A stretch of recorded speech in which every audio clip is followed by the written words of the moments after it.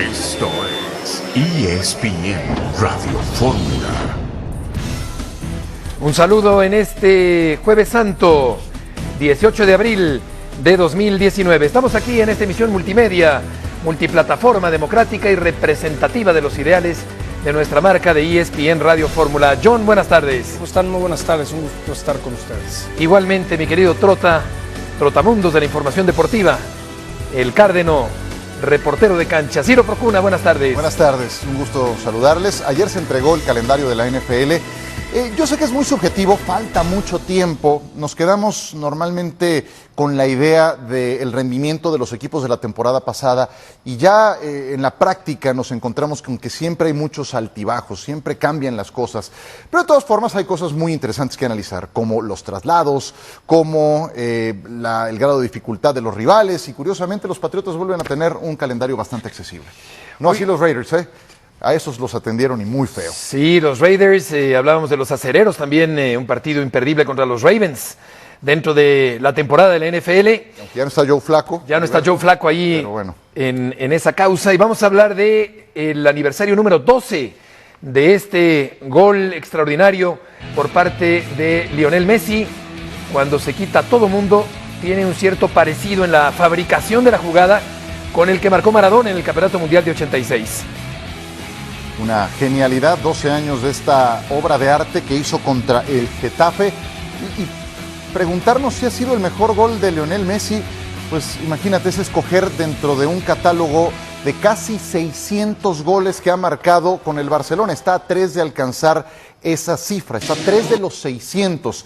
Y cada jornada nos entrega algo genial. Sin irnos muy lejos, hace 2 días entregó un sensacional gol. El primero es maravilloso. Es que hay goles de todas marcas, hay goles muy variados. Este es particular porque va arrastrando la pelota en una conducción perfecta, pegado el balón al botín, una técnica individual extraordinaria y un largo recorrido, quitándose mucha gente y hasta el portero para finalmente marcar ese gol. Sé que es de gustos, pero con el don que nació Messi, yo lo considero el mejor de toda la historia. Es decir, hace tantas cosas diferentes, tantas cosas variadas dentro de esa calidad que dices, yo me quedo con Messi, ¿no? Así como creo que el Barcelona debe de pelear la Champions, debe ganar, y lo de Messi, lástima que con la selección argentina no se le ha podido dar un campeonato del mundo, ¿no? Está muy claro, tú ves los intérpretes con los que está, o sea, los alternantes, decir, que tiene en el Barcelona. Su banda. Tú vas línea por línea y tienes jugadores que están entre los 3 mejores del mundo en su respectiva posición y eso no ocurre con la selección de Argentina. Nada que ver. Sí, dicen que en la variedad está el gusto. Hay un surtido rico de goles. Roberto, qué gusto saludarte. Muy buenas tardes. Buenas tardes a todos, Heriberto Murrieta, igualmente un gusto. Un ramillete de goles de Messi. ¿Hay alguno que recuerdes, Roberto, en particular? Bueno, además de este que se menciona, uno en el que también elude a muchos adversarios es aquel, creo que es final de Copa del Rey contra Atlético de Bilbao. Sí, cómo no. A balón parado y en movimiento, por ejemplo, goles similares al que acaba de anotar la semana pasada o hace unos días en la Champions. Le hemos visto muchos, ¿no? Esa jugada que domina Messi. En Copa del Mundo con Argentina, creo que en Brasil mete uno muy parecido a ese de hace 3, 4 días. Es variadísimo el asunto del ataque de Messi. Ha anotado grandes goles de muy diferentes manufacturas. Exacto, un repertorio larguísimo el de Messi, que es un jugador que además puede partir desde el medio del campo, no es un punta clavado como hay otros delanteros, hay otros atacantes. Cristiano Ronaldo juega en una posición diferente a la de Lionel Messi, evidentemente. Yo te diría, fíjate, ahora me empiezo a acordar, ahora que Roberto hablaba de aquel juego contra el Athletic de Bilbao, aquella vez le habían mandado a alguien a hacerle marca personal. Bueno, no funciona eso, lo demostró anotando ese golazo. Y me hizo recordar una declaración de Guardiola cuando él dice, no hay sistema que valga cuando Messi está entonado, por aquel gol que le hace al Bayern Múnich, cuando manda fuera de combate Jerome Boateng y termina bombeándole la pelota a Manuel Neuer. Ese también fue sensacional. Esta es la encuesta de ESPN Radio Fórmula de este jueves. Ese gol fue al Getafe. Y vamos a hablar del fútbol mexicano al volver. Siento que todavía tengo mucho que dar, mucho que esforzarme para poder seguir haciendo participación en el club, así que bueno, contento por eso, pero más allá de lo individual, me parece que lo importante va a ser lo colectivo. Vamos a enfrentar a un gran equipo, muy bien dirigido, así que bueno, va a ser un partido agradable donde esperemos que haya muchos goles, ¿no? Podría decir, quisiera ser el más ganador en la historia del fútbol mexicano, pero entonces hay que seguir por esa misma línea y seguir tratando de conseguir los triunfos nada más, ¿no? Es una realidad que el primer torneo que llegué acá hicimos 16, 18 puntos, no recuerdo bien, y bueno, hemos podido revertir esa historia. Llegué con menos campeonatos que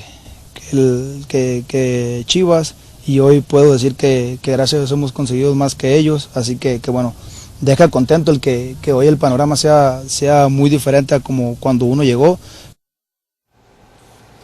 Paul Aguilar, un jugador muy competente, muy experimentado y por hoy no titular en la selección mexicana, pero sin duda una garantía como lateral Paul Aguilar del equipo del América. Aquí está un historial de confrontaciones entre La Volpe y Herrera.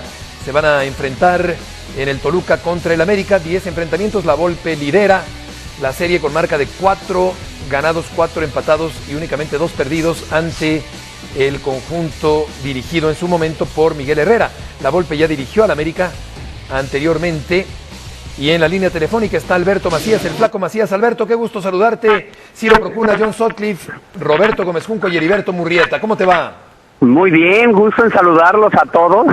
Heriberto, me da un gusto poder saludar después de bastante tiempo, pero seguimos inmersos en esto del gusto por el fútbol. Sí, Flaco, qué gusto nos da saludarte después de tanto tiempo. ¿Qué opinas o qué esperas, mejor dicho, del enfrentamiento entre el Toluca y el América del próximo fin de semana? Yo creo que va a ser un partido interesante, más que nada pienso que Ricardo ha cambiado un tanto la mentalidad del equipo. Venía el equipo en las primeras jornadas con un daño emocional importante debido a que no se les daban los resultados. Y cuando llega Ricardo empezó a poner, empezó a poner la marca propia de su estilo de juego, un equipo muy frontal, un equipo que intenta atacar desde la recuperación de la pelota, brinca líneas para llegar lo más rápido posible al arco rival. Yo creo que el partido que mejor le pudimos ver fue contra los Rayados de Monterrey, en donde se conjuntaron diferentes situaciones, buen funcionamiento del equipo, el equipo más vamos a decir, más enganchado con la idea del técnico, y un Monterrey que no tuvo el mejor accionar del torneo, y llega el equipo de cierta manera motivado por esa actuación que se tuvo, a pesar que la jornada anterior tuvo un empate a 0 goles en Querétaro, pero yo veo que ya se empieza a mostrar el funcionamiento que quiere Ricardo, lo que pretende, un equipo dinámico, un equipo que tiene posesión de pelota y, como mencionaba, buscar inmediatamente atacar al rival con trazos largos, buscando siempre la espalda de los rivales, y eso lo hace muy bien Ricardo desde que yo lo conozco. A mí me tocó enfrentarlo tantas veces. Desde luego, son técnicos proponedores, técnicos a los que les gusta jugar hacia adelante, con picos muy altos y muy brillantes. La Volpe con el Atlante, con el Atlas, con aquella selección nacional anterior al Campeonato Mundial de Alemania. Miguel Herrera, ni se diga. ¿Qué tan parecidos, Flacos, son actualmente los estilos de juego de uno y otro entrenadores? Fíjate, yo tuve la suerte de que Miguel me dirigió en Atlante en el 2002, 2003, y él tenía mucho la filosofía de Ricardo, pero a lo largo de todos los años empezó a tener una evolución y empezó a impartir mucho de lo que él quería implantar en sus equipos. En los primeros años de su carrera era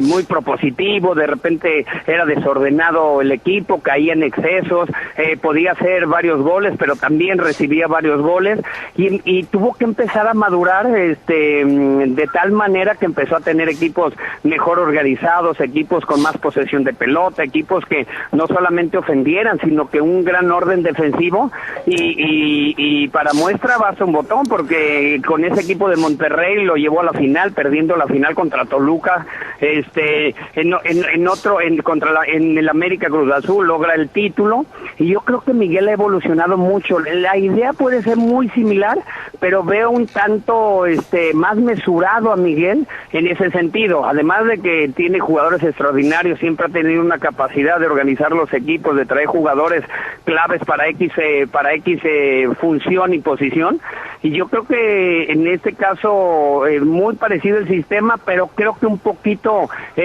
más consolidado el funcionamiento del América en este momento, por lo que le ha impartido Miguel y por lo que ha establecido Miguel Herrera en el equipo, y un tanto lo que Ricardo quiere hacer con el Toluca, que yo siento que todavía le hace falta tiempo, pero que sus jugadores lo han entendido muy bien, lo que te decía, tener posesión y buscar inmediatamente el arco rival. Alberto Macías en ESPN Radio Fórmula, gusto en saludarte, flaco Ciro Procuna. Veo en perspectiva el semestre de Toluca y no puedo olvidar que este equipo perdió estrepitosamente contra Kansas City en CONCACAF, que fue goleado poco después ante Santos Laguna, todo esto previo a la llegada de Ricardo Lavolpe. ¿Cómo pudo un plantel que tiene buenos jugadores tener momentos tan bajos?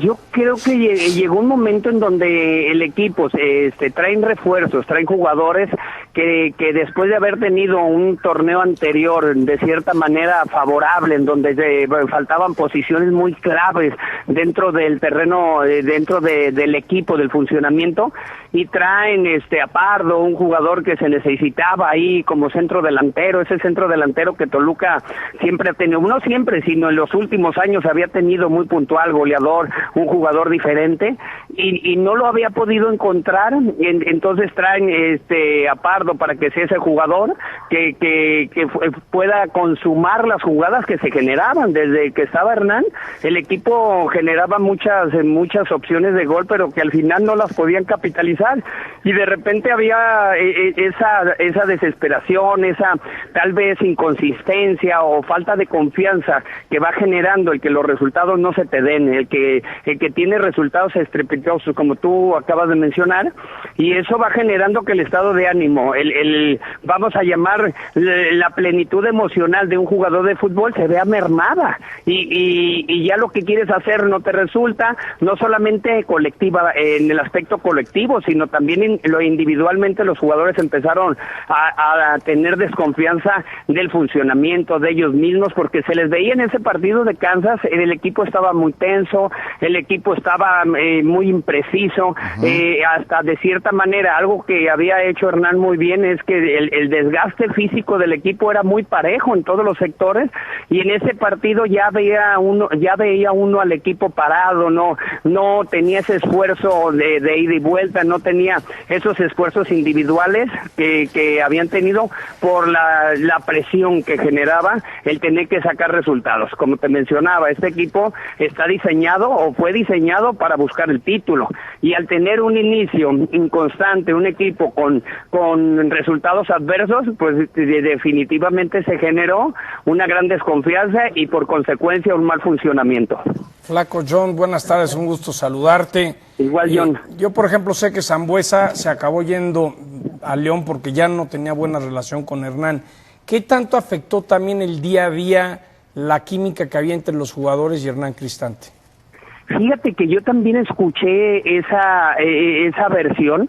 A mí me tocó ir en algunas ocasiones a ver los entrenamientos, y algo que puedo destacar de Hernán es la gran relación que tenía con los jugadores. O sea, siempre estaba pendiente de ellos, lo miraba uno salir del entrenamiento abrazado de alguno de ellos, estar al pendiente de varias de cosas, no solamente en el ámbito futbolístico. Yo creo que él impartía mucho de lo que pudo aprender con el profesor Mesa, que era muy de la escuela, no solamente del funcionamiento táctico, del trabajo físico, sino también del trabajo emocional, en donde le daba la confianza al jugador.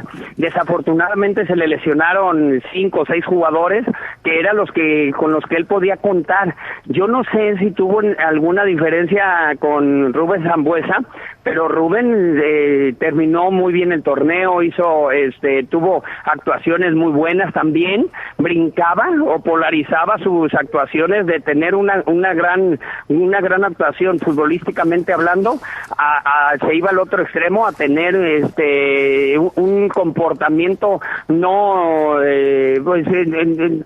benéfico para el equipo, porque lo terminaban expulsando, y eso mermaba mucho también en el funcionamiento del equipo, tal vez en la confianza del equipo, o tal vez en la necesidad del equipo de sacar los resultados, porque no es fácil jugar con 10 hombres. Entonces, no sé si afectó. Yo creo que es un gran jugador Rubens, pero también llegaron jugadores también que se estaban recuperando, como el Pitu Barriento, que también es un jugador que marca diferencia, y algunos otros, pero al final de cuentas no sé si ese fue el tema, de que ya el estado de ánimo, la relación técnico-jugadores se mermó para que el equipo estuviera en esta situación.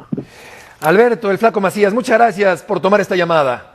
Saludos a todos y un gusto poder compartir este momento con ustedes. Les mando un abrazo. Igualmente, Alberto, que te vaya muy bien.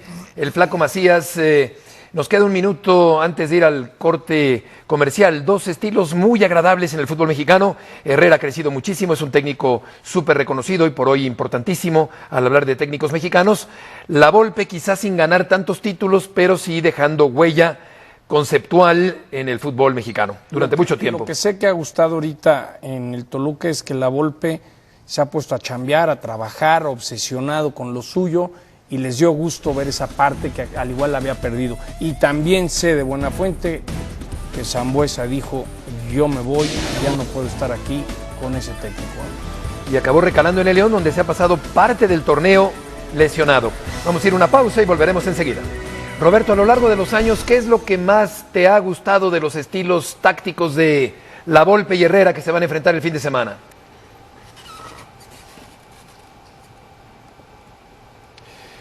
No nos está escuchando Roberto, será interesante conocer su opinión. Dos técnicos ofensivos, se puede decir, tanto uno como el otro. Yo tomaría parte de la respuesta que te dio el Flaco Macías al respecto. Decía que en un inicio sí notabas similitudes en el estilo de Herrera, pero creo que en la segunda mitad de su carrera empezó a ser mucho más equilibrado, porque el fútbol es ataque y es defensa, y cuando no defiendes bien eso te condiciona los partidos. Y claro, cuando equilibró esa parte, Miguel Herrera, es que ha encontrado mejores resultados, que es lo que le ha faltado a Ricardo Lavolpe al momento de consagrar equipos que han tenido buen funcionamiento, pero que terminan quedándose siempre cortos en el sistema mexicano. Roberto, te preguntaba, ¿qué es lo que más te ha gustado del estilo de Lavolpe y el de Herrera en todos estos años? En términos generales, Heriberto, yo diría el respeto por el buen juego. Son dos técnicos, porque de la misma escuela, evidentemente, Miguel Herrera como alumno, después ya encontrando su propio camino, pero son dos técnicos que le dan mucha importancia al buen manejo de la pelota. Yo entiendo esas otras posturas de que no es tan importante tener el balón, a veces es mejor esperar al rival y cuando lo tienes llegar pronto a la portería de enfrente. Entiendo que son distintos los caminos que recorres para buscar el triunfo o para buscar desempeñar el buen juego, pero de estos técnicos lo que me gusta es esa preponderancia primordialmente que le dan al buen manejo de la pelota. Para ellos siempre ha sido muy importante que sus equipos tengan el balón, y en la medida en que lo han conseguido, han logrado también ganar más cosas. ¿Qué lugar ocupan, Roberto, actualmente Lavolpe y Herrera en el fútbol mexicano? Bueno, Herrera tienes que mencionarlo ya entre los técnicos más triunfadores en los últimos tiempos. En cuanto a trayectoria, creo que los dos ocupan un lugar importante. Después es muy difícil comparar distintas épocas, pero Miguel Herrera, en el caso de los títulos que ha ganado y por la forma en la que ha jugado, porque ha estado cerca de ganar otros títulos con equipos con un sello bien definido, o sea, el Atlante de Herrera, el Monterrey, jugaron muy bien o llegaron a jugar muy bien sin necesariamente terminar obteniendo el título. Con el América incluso logra 2 títulos, muchas veces sin apegarse tanto a ese estilo que lo distinguió en su momento Herrera. Y de la Volpe sí, por supuesto que faltan títulos, pero hay equipos cuyo fútbol ahí queda. Yo recordaré durante siempre o mucho tiempo, o mientras tenga memoria futbolística, a aquel Atlas que no fue campeón, por ejemplo, quizá el mejor Atlas que se ha visto después de aquel que ustedes no vieron porque no había nacido, aquel Atlas de los 70 de Abel Verónico, Chavarín, Berna García, Pepe Delgado, un equipazo.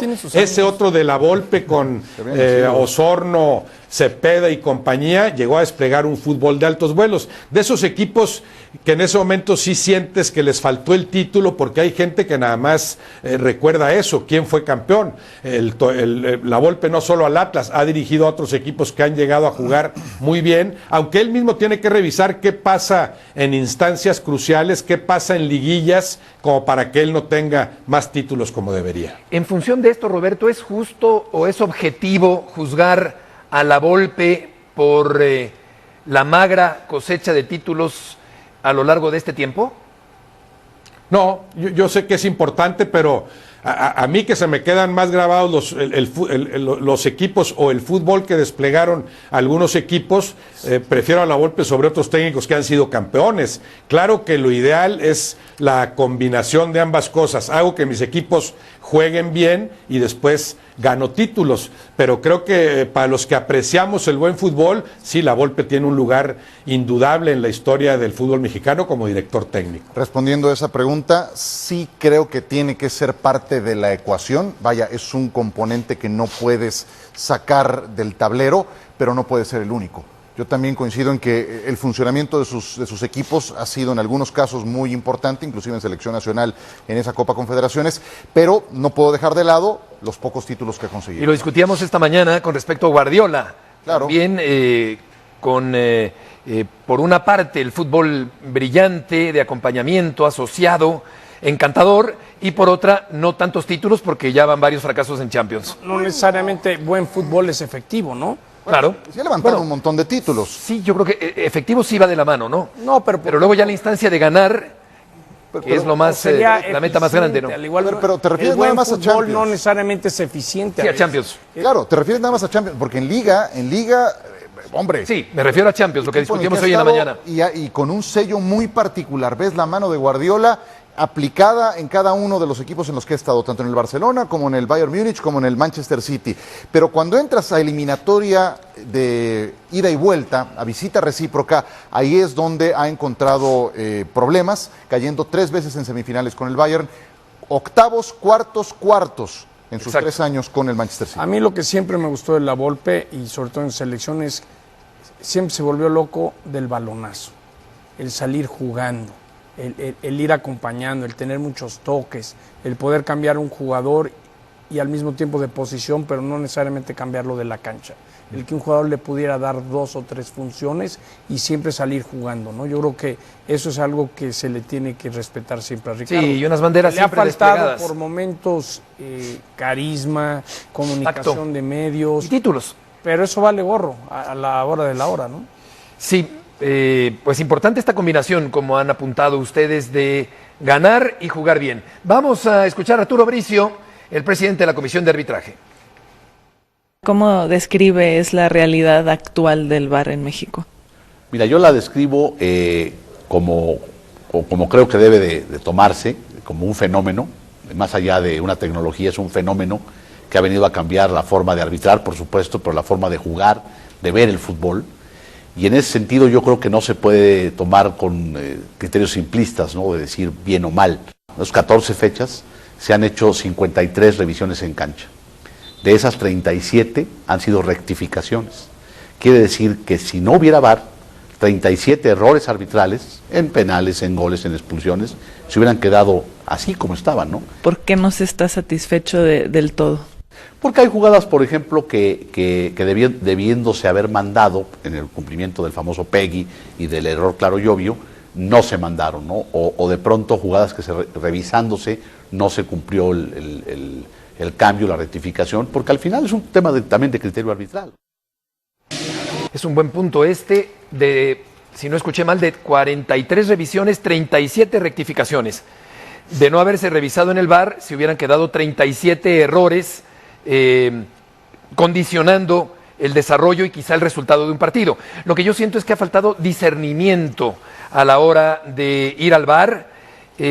No sé hasta qué punto el árbitro se está escudando en el VAR para bajarle un poquito a su grado de responsabilidad.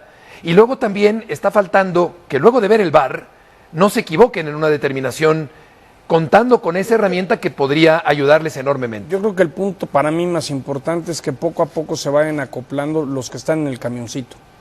Sí, también. El árbitro está acostumbrado a la presión, a la exigencia, pero los que están en el carrito, que nadie los ve, en el camión, tienen que tomar decisiones y ver las cosas bien y comunicarlo. Eso yo creo que es lo que Arturo ha estado trabajando, en que la presión la van asimilando y van tomando mejores decisiones, y ojalá un día nuestro fútbol mexicano tendría el tema del Hawkeye y porque ya quiero ver que un día la liguilla, la final se determine si fue gol o no fue gol. Para mí es increíble que el fútbol mexicano no tenga esa tecnología. Bueno, no perdamos de vista que el videoarbitraje tiene meses de nacido. Yo sí creo que eso es importante tenerlo en perspectiva. Es perfectible. Porque siempre me hablan de la NFL y sí, la NFL lleva muchos años, es de hecho esta la segunda generación de revisión y cada año surge algo nuevo que no tenías contemplado, que te lleva a pulir. Entonces es algo que lleva mucho tiempo para que alcance un mejor nivel, y cuando crees que ya tienes blindado todo ese rubro, sale una jugada como la de la final de la Conferencia Nacional. Yo sé que es un deporte diferente, pero aquí van meses de nacidos. Y esa confusión que he visto para el árbitro central, ya me la he encontrado no nada más en México, también en España. Y si vieron los juegos de la Champions, a Clément Turpin, árbitro francés, le pasó eso de gol, sí, y la confusión reflejada en el rostro, escuchando en el audífono. Pasó también ayer en el juego del Manchester City con Cuney Kakir, árbitros que son de lo mejor del mundo. Entonces, con eso está pasando también en todos lados. Aquel, ¿no? Le pega al ego del árbitro, ¿no? Sí, pero lo que sí, era la máxima autoridad y ahora de repente, pero no perdamos de vista, y tienen que decir con todo un estadio que eran viendo, ¿no? Lo que no perdamos de vista es que sí sigue haciendo falta en México, con y sin VAR, mejor instrucción arbitral. Eso sigue haciendo falta. Claro, y el árbitro, Roberto, ya no depende de su primera impresión, sino que tiene la posibilidad de rectificar con apoyo de una herramienta tecnológica. ¿Qué te ha parecido a ti el VAR hasta el momento en el fútbol mexicano? Buenísimo, con los errores inevitables, inherentes a esa misma labor, como más errores tiene la labor de cualquier árbitro. La cifra que daba Arturo Bricio es contundente. Lo que pasa es que nos quedamos más con los errores que se siguen cometiendo, con todo y el VAR atravesado, pero él habla de 53 intervenciones, 37 de las cuales sirvieron para enmendarle la plana al árbitro, para avisarle que había tomado una decisión equivocada en jugadas cruciales, porque hablamos ahí nada más de goles, expulsiones, el famoso Peggy, penal de por medio, etcétera. Entonces, de que hay un avance, eso es indudable. Hay errores, como bien dice Ciro, es una herramienta que tiene poco tiempo de ser utilizada.